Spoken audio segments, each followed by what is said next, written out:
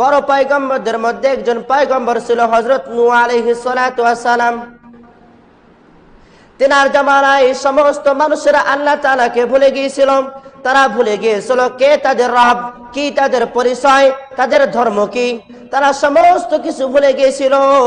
তারা এমন পর্যায়ে চলে গিয়েছিল যে তাদের হাত দ্বারা এমন কোনো গুনাহ নাই যে এই গুনাহটা হয় নাই। আল্লাহ সুবহানাহু ওয়া তাআলা হযরত নূহ আলাইহিস সালাতু ওয়াস সালামকে দুনিয়ার জমিনে পাঠাইছেন ওই লোকদের হেদায়েতের জন্য। হযরত নূহ আলাইহিস সালাতু ওয়াস সালাম দুনিয়ার মধ্যে আসার পর ওই লোকদেরকে ওয়াজ নসিহত করতে লাগলেন, তাদেরকে ঈমানের রাস্তা দেখাতে লাগলেন। আনুমানিক ৯৫০ বছর পর্যন্ত হযরত নূহ আলাইহিস সালাতু ওয়াস সালাম ওই লোকদেরকে ওয়াজ নসিহত করতেন। হযরত নূহ আলাইহিস সালাতু ওয়াস সালাম তাদেরকে বুঝাইতেন, তোমরা যে পথে চলতেছো এই পথ সঠিক নয়, তোমরা তোমাদের দ্বীনের পথে চলে আসো। কিন্তু ওই লোকেরা তারা সামান্য পরিমাণও পরিবর্তন হয় নাই, বরং হযরত নূহ আলাইহিস সালাতু ওয়াস সালামের দুশমন হয়ে গেলেন। হযরত নূহ আলাইহিস সালাতু ওয়াস সালামের সাথে বেয়াদবি করতে লাগলেন। হযরত নূহ আলাইহিস সালাতু ওয়াস সালামকে গালিগালাজ করতেন। হযরত নূহ আলাইহিস সালাতু ওয়াস সালামকে মারধর পর্যন্ত করতেন, পাথর ছুঁড়ে মারতেন। এত পরিমাণ কষ্ট ওই লোকেরা হযরত নূহ আলাইহিস সালাতু ওয়াস সালামকে দিতেন। কিন্তু হযরত নূহ আলাইহিস সালাতু ওয়াস সালাম শুধুমাত্র আল্লাহ তাআলাকে রাজি খুশি করার জন্য, শুধুমাত্র আল্লাহ তাআলার জন্য এই সমস্ত কষ্টকে হযরত নূহ আলাইহিস সালাতু ওয়াস সালাম মেনে নিতেন এবং তাদেরকে ওয়াজ নসিহত করতেই থাকতেন। মুহতারাম হাজিরিন, হযরত নূহ আলাইহিস সালাতু ওয়াস সালাম যখন এইভাবে লাগাতার ওই লোকদেরকে ওয়াজ করতেই লাগলেন, কিন্তু ওই লোকেরা সামান্য পরিমাণও পরিবর্তন হলো না। এই দেখে হযরত নূহ আলাইহিস সালাতু ওয়াস সালাম শেষ পর্যন্ত ওই লোকদের থেকে আলাদা হয়ে গেলেন। ওই লোকদের উপর নারাজ হয়ে গেলেন এবং আল্লাহ তাআলার কাছে দোয়া করলেন, হে আল্লাহ, আপনি এই লোকদের ব্যবস্থা করুন।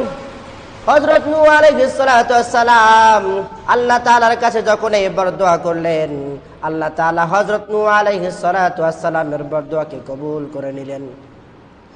উপস্থিত মুহতারাম হাজিরিন, আল্লাহ তাআলা হযরত নূহ আলাইহিস সালাতু ওয়াস সালামকে জানিয়ে দিলেন, আল্লাহ তাআলা বলতেছেন, যে ব্যক্তি তোমার উপর ঈমান আনবে এবং আমার আদেশ অনুযায়ী চলবে, শুধুমাত্র ওই লোকদেরকে ছেড়ে দিয়ে বাকি সমস্ত লোকদেরকে আমি পানির মধ্যে ডুবিয়ে মারবো, শেষ করে দিব। হযরত নূহ আলাইহিস সালাতু ওয়াস সালামকে আল্লাহ তাআলার পক্ষ থেকে আদেশ দিলেন, তুমি একটি বড় নৌকা বানাও।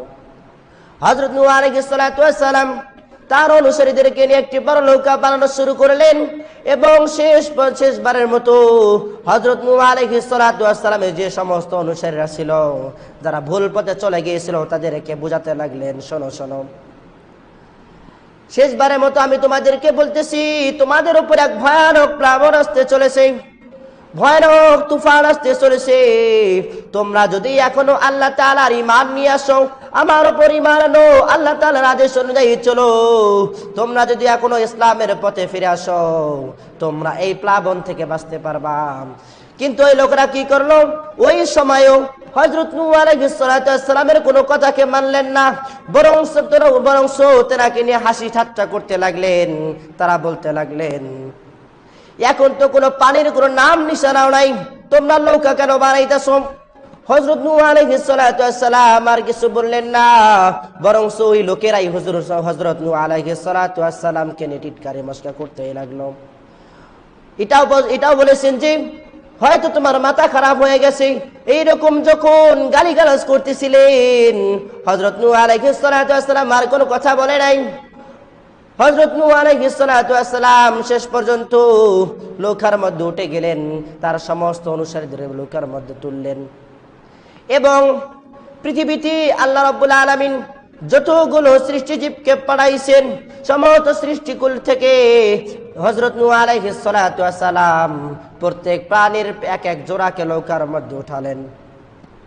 আল্লাহ তাআলার আদেশে দুনিয়ার মধ্যে লাগাতার 40 দিন রাত প্লাবন, লাগাতার 40 দিন রাত মৌসুলধারে বৃষ্টি বর্ষণ হলো।